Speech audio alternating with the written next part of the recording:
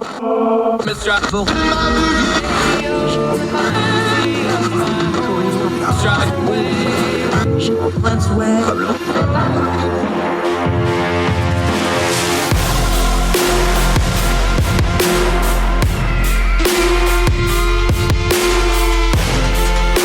host, Andrew Donaldson. This is Heard Tell.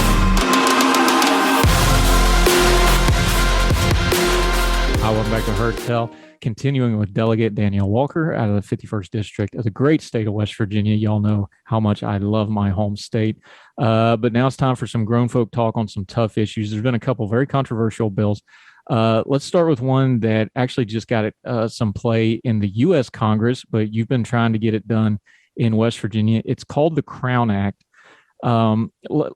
It deals with a prejudice, but let's assume a wide spectrum of the prejudice comes out of ignorance. So let's deal with the ignorant. For people that just don't understand or don't know, or maybe they just haven't been exposed to different ethnicities, why is this such an important thing to folks, the Crown Act, natural hair care, these types of issues? How would you, when you're having these meetings in Charleston, I'm sure you've had to just sit down and explain it to somebody like, okay, this is what this really means, and this is what we're trying to change. How do you go about that? Well, what we have to first look at is what the dark past has taught us. And when it came to natural hair and the black and brown communities, it was always discriminatory. When we look back in the 1700s, there was a bill by a Louisiana governor called the Teon Act. And a Teon is a hairdressing where you tie your hair up.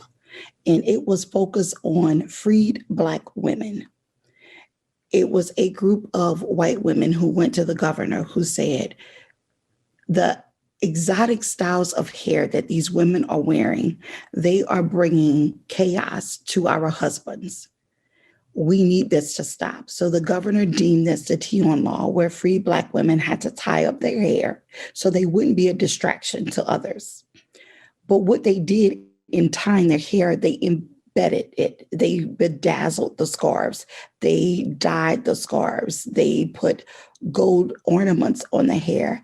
And so that brought on some generational trauma. When you look at braiding, and we must understand that Black history didn't start with slavery, but in the United States of America, it's something that is very deemed where you see Black people in the oppression, right? So braiding was a style. It was something that was cultural from Africa. And what these men and women started doing was braiding maps to the north in their hair. What they used their hair and the braiding for was to put seeds from their native land as they were moving from one plantation to another, or even as an indentured servant or a freed person, they would embed the seeds in their hair so they can keep that as heirlooms. Fast forward, we started with the Afro, and that brought some political strange, like, why are we doing this? We got away from the European style of putting perms and relaxers and straightening hair. So we went through the 60s with the civil rights movement of Afros, and then we started transitioning things back. But as we learn history, the style started to come back again. So braiding, so we look at a French braid, have no problems with it. But when you start looking at locks, and Bantu knots and different type of protective styles, then that was deemed as being unprofessional. When you were going to an interview, you made sure that you didn't wear your natural hair or you wore a wig that you thought would be accepting to the person that was going to interview you. And after you got the job and you went through your 90 days, then you may have started a little bit at a time, start expressing yourself, whether that would be with the cornrow, which was like, what are you doing to your hair? Like, we prefer your hair the other way. Then the write-ups would come. And then if you went to micro braids, then it would be like, so are you going like to Jamaica on vacation? Like, why would you do that to your hair? And then it was like, can I touch your hair? Or, Yeah, that's not what this office and what this corporation is about. And then it may even be a highlight for a landlord who doesn't know, well, this person is coming in here with cornrows. Like, are they going to sell drugs? What kind of people is going to be visiting the place that they want to lease to? And so those discriminatory things happen when you go into a business, even though you're going to sit at the restaurant, but you just need to use the restroom because maybe you were on a 2.5 hour ride. You come in and you go, can I use the restroom? And they're like, customers only. Well, we need a table. We're full. You need a reservation. So these are the things that and if you've never been through it, and what I've learned the first year that I introduced the Crown Act in West Virginia in 2019, when we opened it up and we wanted hair stories, it just didn't come from people of color. It came from people who have naturally curly hair. It came from people who were natural redheads. And it traumatized me more of the hidden jokes and the things that these folks went through with their hair. It came from white males who wanted longer hair during the 60s, right? And so then we had to make sure we had that seesaw of elevation and equity. Dyeing of hair and the natural way my hair grows from my scalp is not the same comparison. And so we had to educate in an open public forum. And the bill has never made it on any of the committee agendas. So I can't never really have this conversation with my colleagues unless it was a student, like we had the student in Beckley who was discriminated against in the basketball game. His football coach had no problem with his locks, but his Black basketball coach did.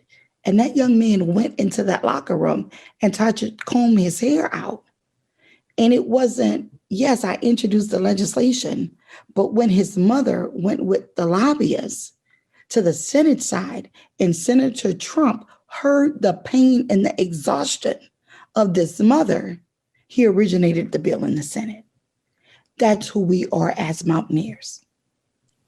Yeah. And for the people that say, well, businesses have a right to say what they deem professional. Okay, that's fair enough. But let's consider this.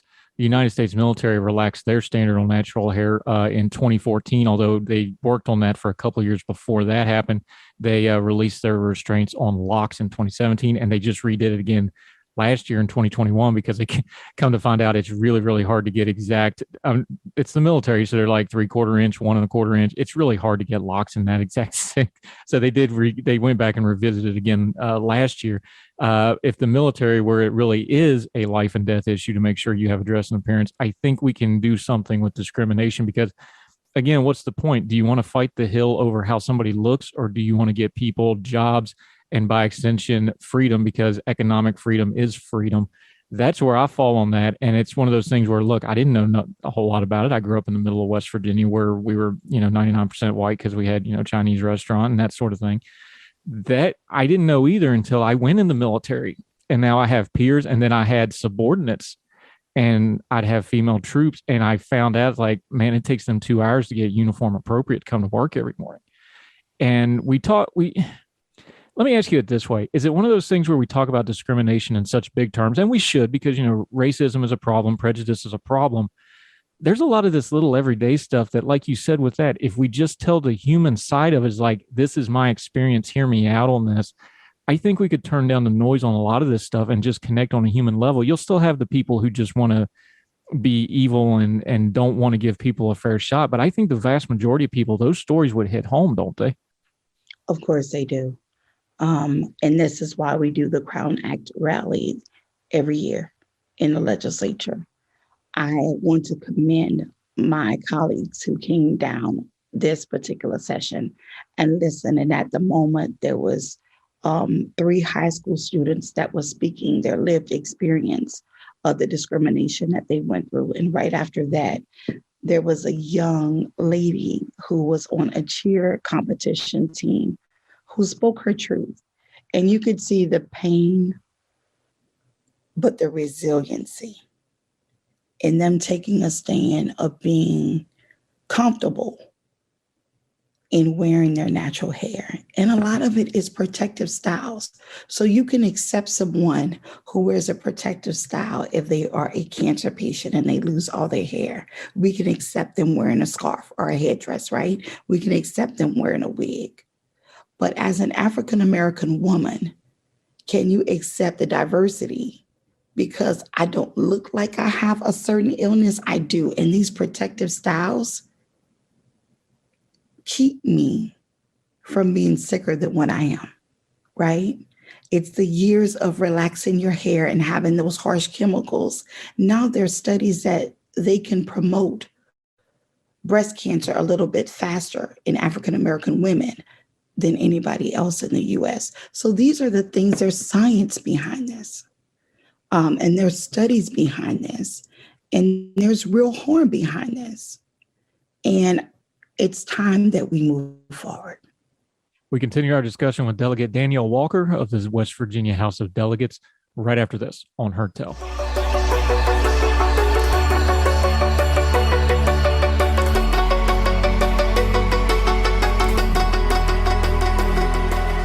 Another hot button issue, talking to Delegate, the Right Honorable, because you're a sitting office holder, Danielle Walker. Appreciate your time today on this. A tough topic. We'll just touch on it briefly, though. But education's been on a lot of people's mind. There was an education bill that went forward in West Virginia. Let's call it what it is. It's dead identical to about 20 other states, because these are all kind of coming from the same places. The CRT debate got flopped over top of the whole thing because that's the buzzword one, and that's the one that gets fundraising, and that's the one that gets attention. Let's do this like we did the hair thing, though. Put it on a personal level, though, because for folks that don't know, in the state of West Virginia, every eighth grader, including me, including everybody else that was in eighth grade, you have to take a semester of West Virginia history. All right. Love it. It's called the Golden Horseshoe. I was robbed in 92, but let's not get into that. When you deal with history, when I took West Virginia history, there just wasn't a lot. The Hidden Figures thing I didn't know about, even though I grew up an hour from there. The Hawks Nest Tunnel disaster, I bet a lot of people don't know about that. Hundreds and hundreds of Black men from the South purposely recruited without families that died on that mountain. The mines were the same way in a lot of cases back in the days, places like Welch down in the coal field. Some of it's dark, but it's a very rich history that doesn't get taught. But because they're legislating on the bill, and I'm just going to put it this way, part of my problem with the CRT legislation is legislation has to be black and white, and these folks can't even define what CRT is, pro and con. You're writing bills now where I think you're going to have a big problem teaching much of anything. Is that how it landed with you too? Because you have a perspective that I don't have. You tell me, how should we be addressing these issues? Because I know for a fact, because I grew up in West Virginia and I came through West Virginian schools, they don't teach this stuff. And I doubt it's gotten a whole lot better. How do we make it better without having this nebulous legislation that's just going to kind of muddle the water on everything at best and harm things at worst? The best way that we can go through this is to lean on the professionals that are in the classroom, and that is our educators. And our educators have master's degrees and doctorates in the classroom. There is always an open line of communication. My family moved here in 2010. My oldest son, my late son, was an eighth grader. All of us learned that eighth grade history. What we did not learn was Katherine Johnson, Carter G. Woodson, the father of Black History Month. Never came across that. We didn't learn about Booker T. Washington, Harper's Ferry. We did not know of the many festivals. We hadn't heard about the Osage community that's right here in Monongalia County. And so why do we want history to remain hidden? And what is that going to really do for the students of West Virginia? Presentation without presence is powerless. And we are all power. Now, when we speak about certain things of migration and immigration and slave trade and civil rights, even to modern day and we speak about lynching, you can't forget about Emmett Till. And I do my due diligence, especially during Black History Month, is to pick up, I just didn't pick up any Black history. I chose West Virginia Black history for a reason. And to have my friend, my colleague, a Republican from the Charleston area, Delegate Pack, says, I learn something every time you post something. And it's on Twitter. So it's just 1-2 sentences. That's it. He said, and I've lived here all my life. I'm going to go back and take a ride through Charleston again. If we can start being open-minded, I don't want you to feel anything, but I don't want you to disregard the generational trauma. Most hurtful is removing books about Ruby Bridges, Martin Luther King Jr., and Galileo from certain school libraries. I have a problem with that because that's the first persons that you use to quote. Katherine Johnson is an honorable American, just as Robert C. Byrd is. But you see Robert C. Byrd named on many hospitals all over, roads, bridges. But Katherine Johnson had to hit the big screen for you to know her name, not even remember it. 36 things in the state of West Virginia with Robert C. Byrd's name on it for those of you keeping score at home. Talking to Danielle Walker. I want to ask you this question. It's a little indelicate, but I'm just going to phrase it to you the way you said it. Yes. Let me phrase it to you this way. Because the response to this is, I've heard it from friends on the right and the left, some of them too. They say, well, this just makes it too controversial. We want to have a colorblind society. We want to treat everybody equally. You had a quote when you were speaking to a crowd. It was actually during a rally back about 2 years ago. And I wanted to ask you about this because the way you phrased it, I want you to explain it to me and the folks in the audience as well. You said, and I'm paraphrasing it just a bit, you said the problem with being colorblind is if everybody's colorblind, then they'll never actually see me. What is it you meant by that they won't see you? Because it sounds good. We want to live in a colorblind society. We want everybody to be equal. But what does that mean to you when you say, well, then they don't see me? Does that tie into all that history we were just talking about? It does. And it goes back, and I may get a little emotional. It goes back to being 3.5 years old when my mother and father sat me down and said I had 3 strikes against me. Now, please don't judge my parents because I love them dearly. Number 1, you're Black. Number 2, you're a female. And number 3, I'm sorry, baby, we are poor. I didn't use those things as an excuse. I didn't use those things to keep my head down. I used those 3 strikes to motivate me because my parents were realists, right?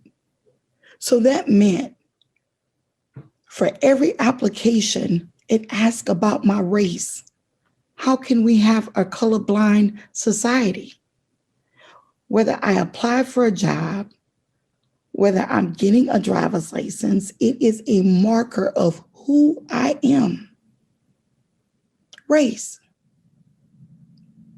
And so where does the color blindness come from? Now, many folks could say that this is my religion, this is what's in the Bible. Well, then that's discriminatory also, because not everyone practices a religion. Not everyone reads the Bible. It is my faith, and I hold it near and dear to my heart. But when you say you want to be colorblind, do you blind out my natural hair? When you say you want to be colorblind, do you blind out my tattoos? When you say you want to be colorblind, do you take away my statute of being a 6 foot, 300 pound woman? Do you go colorblind if you see my sons walking into a store and you clutch your purse? Do you go colorblind when you see certain people wear certain clothes, listening to certain music? So when are we actually truly colorblind? We are human. So I need you to see me. I need you to see beyond this beautiful Black skin that I was so graciously blessed to be in. I need you to see the mind. I need you to not only hear the words that's coming out my mouth, but I want you to understand them. I want you to be an active listener. I want us to work together. I don't want a hand out. I need a hand up at times. But just as I'm reaching my hand up for you to help me, my other hand is reaching for someone else to come to that same level. This is true equity. But we can't ask for diversity, equity, and inclusion if you're not seeing me. So I need you to see me, all of me. We continue our discussion with Delegate Danielle Walker of the West Virginia House of Delegates right after this on Heard Tell.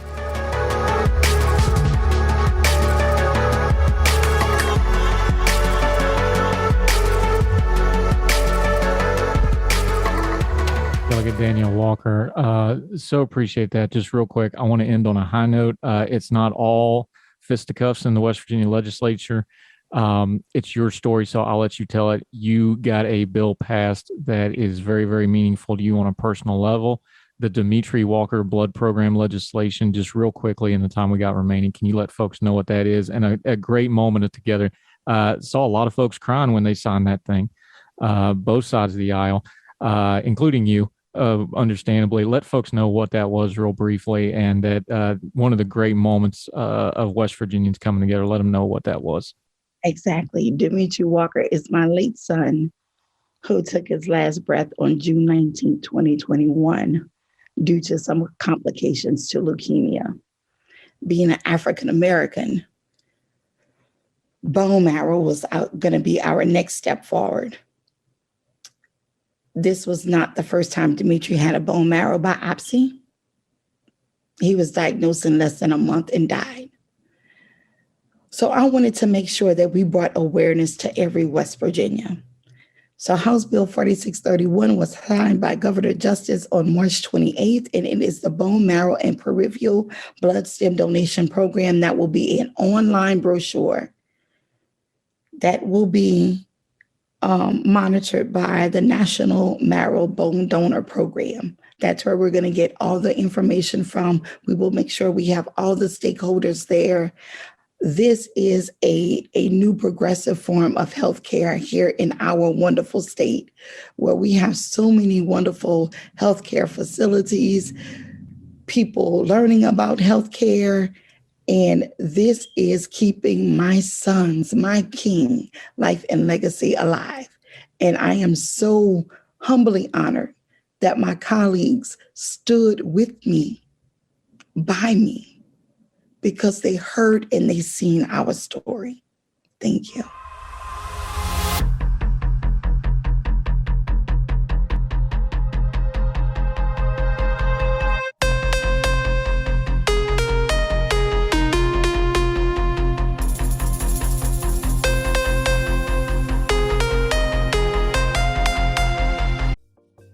Folks, if you've listened to the Heard Tell program, you've heard our friend Gabriella Hoffman, but you need to make sure you're checking out her podcast, District of Conservation. It's a podcast exploring the nuances of true conservation efforts from DC and beyond. From topic discussions to exclusive interviews with conservation and energy newsmakers, Gabriella keeps listeners appraised of the latest news stories while elevating important voices.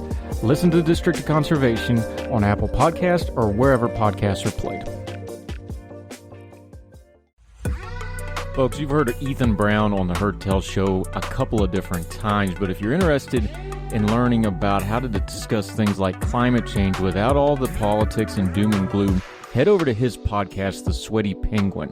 Sweaty Penguin is a late-night comedy-style climate podcast working to add nuance, critical thinking, humor, and hope to the climate conversation. They got over 100 episodes already, breaking down weekly news stories and specific topics, from the vanilla to the ADHD to the international accountability to orangutans. Yes, I know, it's a comedy thing, so just go with it. But each time, exploring different ways we can make progress on these issues while still helping the economy, health, security, and everything else we care about. Feel overwhelmed, exhausted, or excluded by today's climate change discourse? This is the podcast for you. Find the Sweaty Penguin wherever you get your podcasts or at www.thesweatypenguin.com.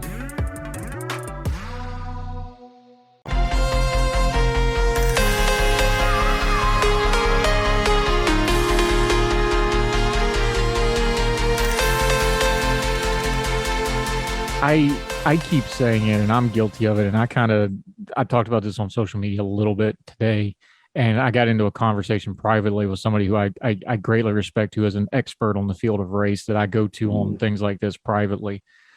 And I was like, I keep saying this, and I believe it. It's not that I don't believe it, that, we don't have the conversations about race that we should have in America. But I've kind of come to a realization a little bit of like, it's almost like an advanced course in college. We don't have the prerequisites. People haven't done the required reading. There's not a common basis of knowledge to have a productive conversation about that. And you brought it up before, is like, I think it was John McWalter said, if it's one side yelling and the other side not saying anything, that's not a conversation. Can you expand on that just for a second? Because you're another one of those people I go to. I was like, hey, you tell me how this should go. That's where I'm at it on, is like, I don't think we have a common basis. I don't think we even have the right vocabulary to discuss this. I don't think we understand our shared history and how we got here. Am I off base on any of that? No, you're not. I think one of the problems that we have really is we talk about the word conversation, but in some ways we don't really mean conversation. And I think actually, if we want to get towards and moving forward towards racial reconciliation, we really have to have a conversation. But a conversation means that each side is probably going to hear things that they don't want to hear. And I think that they still have to kind of remain engaged in discussion. This is an issue that is always going to bring a lot of dredge up a lot of bad feelings. And to me, the only way out of this is through it. And to do that, we have to have an honest discussion. And I think, the other part of that is we have to also be able to see each other really as having a shared destiny. We're Americans together. We may come from different walks, but at the basis, we are who we are. And I think one of the problems today is that we act as if the other side comes from another planet. And as long as we think that way, we don't think that there is something that grounds us together, we're really just never going to move forward.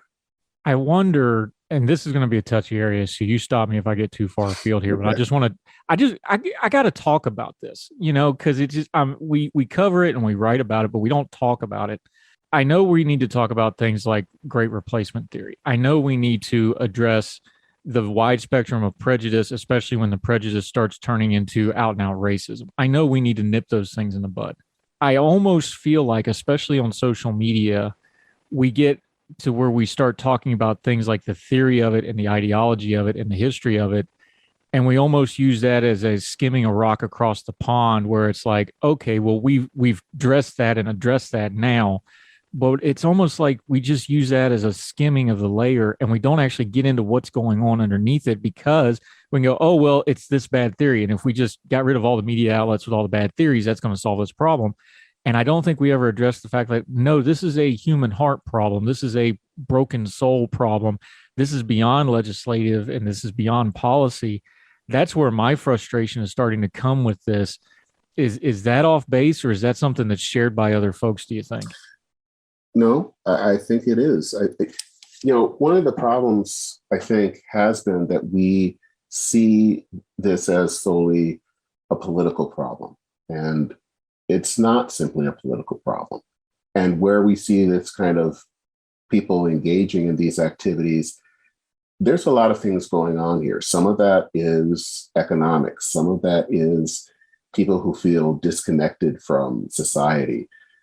And part of it is also, as you would say, a heart problem. There's this sense of kind of twisted ethics and twisted emotions. And this is really a time period where we need to see other institutions stepping up and taking a part, especially in civil society, especially the church, that need to be able to reach out and be able to kind of build bridges, especially with people who may seem like they are very much loners, because there had to be, with this shooter, you have to wonder, was someone paying attention to what they were looking at online? Were they someone that had people to talk to? It doesn't seem. It seems like we have this society where we don't really pay attention to one another until something like this happens, and by that time, it's almost too late. Yeah, talking to our friend Dennis Saunders, I thought back to some other shootings we had. The Charleston church shooting really always bothers me because he came in and sat down. Like, he was there for a while. He talked to those people. He looked. He was there for a Bible study. Yeah, supposedly. The brokenness to be able to sit there. Like, it's one thing to go in and just see people as targets. I know that's dehumanizing, but I can kind of get my head around that. But like, somebody to do something like that. And then you have this individual who, by his own admission, if we take the words that he wrote down as fact, and I have no reason to discount them, he took the last 2 years and purposefully stewed and marinated himself in this hatred stuff. I know everybody wants to go, we need to do something so this never happens again. I don't know that there's a whole lot we can do about that. Because if you've got somebody that just wants to silo themselves off from the world like that, and then they eat up all that hate, and then they make a plan like this, and I know there was the mental health flags that came down, and we can talk about that in a minute. But as far as the radicalization part of this, where his prejudice turned to outright hatred, which turned into racism, which turned into murderous intent, I just don't know that there's a whole lot we can do about that. And it's like it's taboo for us to say there's not a lot we can do about that. But that's what it feels like. Do you feel differently? I mean, I don't know how you solve that problem. I don't know. I agree with you that I don't think that there is one simple solution. I mean, obviously, whenever things like this happen, there are people who say, if we just had better gun laws, this would go away. And I'm not opposed to that, but I don't know if that would be the thing. And, I think part of it also is that as a society, we're not good at dealing with the problem of evil. And I don't want to go as far as to say that some people are just plain evil, but there are people that engage in evil acts. And we need to kind of deal with that. There is this thing out there, and sometimes it is not so easily solved. There's no way, it's not always a public policy issue. I don't know if I would go as far as say that there's nothing we can do, but when you're dealing with something like this, I think it's hard. I think it's very difficult to find something to do.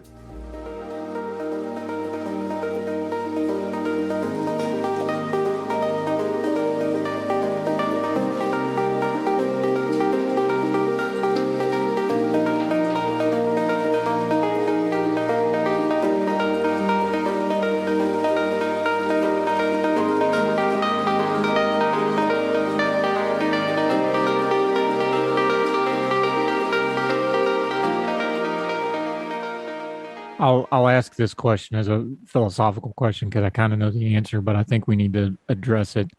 Why is it that when people, if you don't want to go so far as to say people are evil or inherently evil, although I believe they can be, let's just say they embrace evil or they've made a decision to be evil. Why does that always seem to manifest with things like race right off the bat? That seems to always be the bottom of the spiral when people go down that road. Why is that? Because it's easy to deal with the other. It's easy to try to make the other the bad person, whether that's someone who's Black, whether it's someone who's gay. That's kind of what it is all about, is that there's something going on with them. They may feel somehow deficient in some way, or things are not going well in their life. And pushing it off towards someone who is different from them is the easiest way to kind of assuage your hurt feelings. So I think that's what it's all about. We talk about it all the time on our show. Human nature is undefeated. And unfortunately, that's usually in a bad connotation, that human nature is undefeated. However, when we were going through the list of the victims here, I was struck by a couple of things. This is a very tight-knit neighborhood. It is a, lower middle class and below neighborhood. They talked about this particular grocery store being, kind of the only grocery store in kind of a food desert. I was struck when they listed the names. Every single one of them went to such and such church. The one lady, one of the younger people killed, was 32 years old. She was there helping her brother during a bone marrow transplant, just happened to be there for stories like this. We know about the security guard now. Again, because you went through this in Minneapolis and St. Paul and that area, all the different things that have gone on. Talk about when the news cameras stop, in 3 months, 2 months, whenever it is, and the cameras leave. What's the work that has to go into a community to start trying to put it back together after one of these major news events? Because you've lived through that 2 or 3 times now in the last few years, unfortunately. Talk about that, because that's when the real healing and work of, okay, what's our community after this? That's when that work really starts, isn't it? It is. I think some of it's going to have to be mental health care professionals that are going to have to be on hand. Part of it is probably doing a lot of honest talk about race, because obviously this is not a surprise that it's still a problem. And, the nature of this crime, where someone literally traveled, was it 2 or 3 hours to go to do this? That's a deep well of hatred. And so we have to kind of talk about that. And I think that has to still happen. I think other communities around that area have to keep checking in, doing whatever, creating relationships maybe with churches in that area, because the people who live in those neighborhoods, obviously the victim, the family of victims, but also people who are just living in that community, who may have known them or however, are all going to need help for months, if not years, down the road. And I think the one thing that really does concern me, and this might seem weird, is, and you just talked about it, is what's going to happen to that supermarket. Because a lot of the areas where African Americans live tend to be food deserts. One of the things that happened here in Minneapolis is we had a few grocery stores that were torched in different communities, and that did leave literally a food desert for a certain amount of time. One of the stores, as they were remodeling 2 of their locations that had been damaged, they had buses that would take them to another of their locations nearby. And they also made a deliberate intent to stay in those communities. That's kind of a question I have, is I hope that this supermarket chain will make a commitment to stay and continue to serve that community. Yeah, TOPS is we went through the list of the local communities and charities. You can go back on the show notes from Tuesday's show. We have links there, charity stuff in that community, directly into that community. It's one of the things TOPS said. They were running shuttle buses to other, because obviously it's still a crime scene, so they couldn't open it if they want to. They were running shuttle buses to other places from there, because I think they said something like 80% of the customers there walk there. which is not uncommon in neighborhoods like that. Yeah, So it's a great point that you raised. Dennis Saunders joining us. This is a grown folk talk. It's a tough talk, but that's why we bring Dennis on, because we can ask these hard questions. And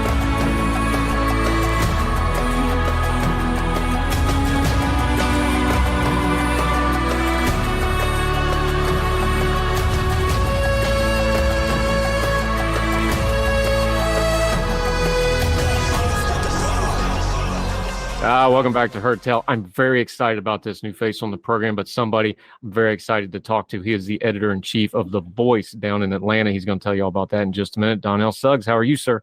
Good morning, brother. I'm fine. How are you doing? Thanks for having me. I love having you. This is one of the reasons I do social media. I get to meet new people, and now I've got an excuse to talk to them. So great to talk to you. Let's start big picture for a second, because I had something happen back when we were covering the midterms. I was talking to one of our regular election folks that does the data and stuff. I think politically, culturally, demographically, economically, any of those major narrative stories that we're covering nationally, and of course those show up at election time, I find Atlanta to just be one of the real fascinating places to watch in the country. I'm an outsider, you're an insider, you're there, you right there. Does it feel that way to you folks, that you really do have a microcosm of a lot of the wider issues going on, and we got them all right there in Atlanta right now? You're spot on. I think what's special about Atlanta is it really isn't Georgia. What Atlanta is the best of what America can be, with the ethnicities and different cultures, and also sort of kind of what happens when a city grows so fast that it has to just kind of be in the spotlight, even if it doesn't want to be. I always tell people Atlanta and Georgia are two different things. Atlanta's the capital city, but it's like nothing else in Georgia. So politically, it's like nothing else in Georgia, and now it feels like it's like nothing else in America. And that's really special. That's really special to be a part of that right at this time. Yeah, and your own story fits directly into that. You're actually a Brooklyn guy. You've been there for quite a while now, so no shame in saying you're an Atlanta original, native, whatever you want to call it. Mm-hmm. But you're one of them. Take your own story, walk people through that. You came to Atlanta. You're part of that story. You came into that community. You're raising your family there now. What got you there, and what makes you stay there and work? 16 years in Atlanta, 17 years this June.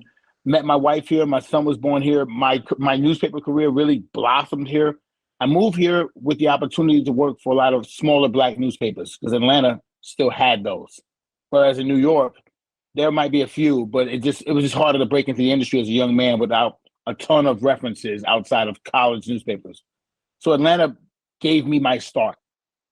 And in the meantime, in 2006, the Atlanta continues to change. So I'm kind of going along for that ride.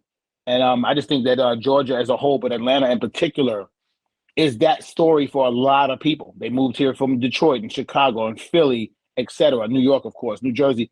And we got to start in maybe a different industry, or we got a fresh start in the industry that we love. In Atlanta, at least at that time, because it wasn't as crazy as it is now, as far as 8 million people. When I got here, it might have been like 5. And it was still like, oh, people were saying, where you going? Atlanta? Okay, why? And now it's like, oh, where are you going? Atlanta. Oh, of course. And that's the change. So I think my story is very similar to a lot of people, that is just a place where you can get a fresh start, or get the start you were looking for. And that's definitely what happened to me. Yeah, Donnell Suggs, he's the editor-in-chief of the Atlanta Voice. You just mentioned it. You got your start in newspapers and writing. We've been talking a lot, and we covered on our show, and when we have reporters on, I always talk to them. It is a big thing in our country, this dynamic, the nationalization of media. Even though Atlanta is a major city, there's still local reporting that's really, really important. We just saw this with the Santos story in New York. Local paper had it, national media ignored it. There's lots of examples of this. Even in a major metro like Atlanta, one of our fastest growing, biggest metro, the diversity of it, the size of it, the way it's growing, the politics of it that we've seen in the last couple elections. Local media, even in a big city like that, really, really matters still, doesn't it? It does. It does. You're not going to get the stories about local politicians. You're not going to get the stories about city council. You're not going to get the stories about the school districts from a national media standpoint, unless something major happens, i.e. Herschel Walker, Senator Reverend Warner. When they got down to the nitty gritty, then of course, by the time they debate in Savannah, I'm elbow to elbow with CBS, CNN, ABC, and Fox News. I didn't see any of those people on the campaign trail in the early going when he first announced it, which I get it. It's not a national story yet. Then once it becomes one, now I'm like in a scrum with like Fox News, and it's great. For me, it's great. I know local people don't like to have the nationals kind of come in and bombard, but because we were on board from day one, I'm treated just like the New York Times and Wall Street Journal when there's a scramble. As a matter of fact, maybe even better in some cases in regards to Warnock's campaign, because they saw me when he was doing church parking lots on the west side of Atlanta with like 25 people outside. So when there's 25,000 people in College Park and President Obama's coming, they still see me. So local news is very important because we have the relationships that form when it isn't the coolest story in America. So when it becomes the coolest story in America, we're still there. Yeah, I'm glad you brought that up because this is why the just banging on the media, and I've tried to quit saying media. I try to distinguish news media, broadcast media. Those are very different things. Social media. These are still people and these are still relationships, even though it's a big business. So yeah, you need to build that relationship with a CBS News, a Fox News, and MSNBC, whoever the big national carriers is. They're like, oh, well, we know we can go to this guy and get good information. We can go to this outlet or we can go to this specific reporter. People can do that with their social media, though, too, even if they're other parts of the country. Start following specific reporters, specific outlets. That's actually how you start making media better instead of just bashing the nameless, faceless, the media, right? Please. I think it's great that we separate media, which is a form of communication, from journalist, which is a professional person that knows how to deliver a message. Just like I can sing, but it's not well. I don't want to call myself a singer just because I sang a song in the shower this morning. You shouldn't call yourself a journalist if you're just out there writing something down on Twitter or Instagram or TikTok. So that's okay, but that's a form of media. Just like my singing is a form of noise. That's a form of media, and that's okay. So I think the locals our jobs are so much more important now because there's so many people who can get a message out. It might not necessarily be a good one or even true. So you need to have that local media there, that source that you can trust and say, hey, wait a minute, I'm just going to check AtlantaVoice.com or I'm going to check Donnell's Twitter feed because he's usually involved in that stuff. And that's happened a bunch of times, especially during the campaign. Yeah, Donnell Suggs, he's the editor-in-chief of the Atlanta Voice. Let's talk about the Voice for a second because there's a long history of specific newspapers in America. And of course, newspapers are now more digital-minded, so it turns out Black newspapers, other ethnic groups had their own newspapers. This is a long tradition that kind of sort of dropped off in the last few years, but there's folks like you. I know in my home state, even as non-racially diverse as West Virginia can be, we have Black by God, things like this. There seems to be a movement back towards this, using the new technology with the old ideas. Why is it so important for these people groups, whether it's a Black group or whatever, to have their own voice in their own media? Because like we talked with local media, there's some stories that you can just cover that way that nobody else can. And I think you just said it best. Not that a white reporter from the New York Times couldn't come to Atlanta and tell a story about a lady with a flower shop in College Park, Georgia. Not saying that he or she couldn't do that, but would they do that? I think local media in West Virginia, Philadelphia, the Philadelphia Tribune, for example, one of my favorite Black newspapers, Amsterdam News, one of my favorite Black newspapers in Atlanta, in New York, the Atlanta Voice, etc. I think we have a beat on some of that more ground level stuff that you still need. And in the case of websites like Word in Black, there are websites that are saying, hey, listen, let's get these Black newspapers together. Let's get online. Let's make a digital front and get the word out still, because I think it's still important that we tell our own stories still. We were doing that in the 20s, 30s, 40s, 50s, 60s, because we couldn't get into mainstream media. And then once we began to do that, just like in college and sports as well, well, then maybe I don't need to write for the Atlanta Voice. I can write for the Atlanta Journal-Constitution. And there are some great journalists there. I don't care what color they are. But in the same token, I'm at a Clayton County school talking to someone at a warming station in Jonesboro that no one else would care about because it's not on their beat. Whereas with me, it's more local, so I better get down there. And you end up being able to tell really good stories. So I feel like the push towards Black journalism, I think it's a real thing. And even though I just came from a major newspaper. The Atlanta Business Chronicle is a major news. It's the second largest paper in the state of Georgia. And I feel like it's the most important because we talk about development and business. I was there. And when an opportunity came to run the Black newspaper in town, I jumped at it because I felt like it was important to be able to continue to tell our stories. All the music on Heard Tell is provided under a Creative Content license from monstercat.com. Somos la máquina. Folks, if you've listened to the Heard Tell program, you've heard our friend Gabriella Hoffman, but you need to make sure you're checking out her podcast, District of Conservation. It's a podcast exploring the nuances of true conservation efforts from DC and beyond. From topic discussions to exclusive interviews with conservation and energy newsmakers, Gabriella keeps listeners appraised of the latest news stories while elevating important voices. Listen to the District of Conservation on Apple Podcasts or wherever podcasts are played. Folks, you've heard Ethan Brown on the Heard Tell show a couple of different times, but if you're interested in learning about how to discuss things like climate change without all the politics and doom and gloom, head over to his podcast, The Sweaty Penguin.